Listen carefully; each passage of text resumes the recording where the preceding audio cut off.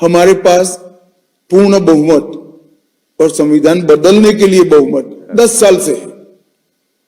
हमने पूर्ण बहुमत का क्या गलत इस्तेमाल किया? हमने पूर्ण बहुमत का धारा 370 को समाप्त करने में उपयोग किया, ट्रिपल तलाक को समाप्त करने में उपयोग किया, सीएए को लाने में उपयोग किया और राम मंदिर के निर्माण में उपयोग किया। ये क्या अनाप शनाप राहुल जी बोले लगते हैं।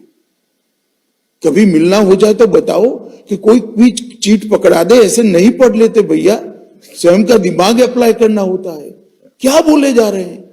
10 साल से हमारे पास पूर्ण बहुमत है, देश की जनता ने ही दिया है।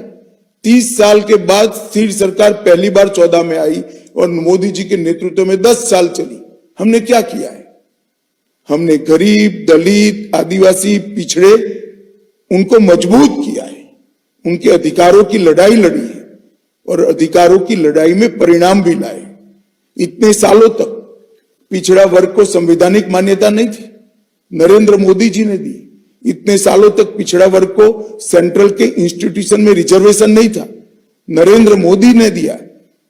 और एक कांग्रेस पार्टी क्या अनाप शनाप आरोप लगा रही है। मैं आपको बताता हूं, एसटी, एससी, ओबीसी के रिजर्वेशन के साथ, आरक्षण के साथ किसी ने छेड़खानी की है तो अपनी वोट बैंक की राजनीति के कारण कांग्रेस पार्टी ने की। कर्नाटक में मुसलमानों का आरक्षण कर दिया। कभी ऐसा होता है कि एक धर्म के सारे लोग पिछड़े हो गए? कोई सर्वे नहीं, कुछ नहीं। हैदराबाद में कर दिया। किसके परसेंटेज कटे? ओबीसी के कटे। एसटी, एससी और ओबीसी का आरक्षण डाइल्यूट करने का काम आजादी के बाद अगर किसी एक पार्टी ने किया है तो कांग्रेस पार्टी ने किया, मुस्लिम आरक्षण देने के लिए।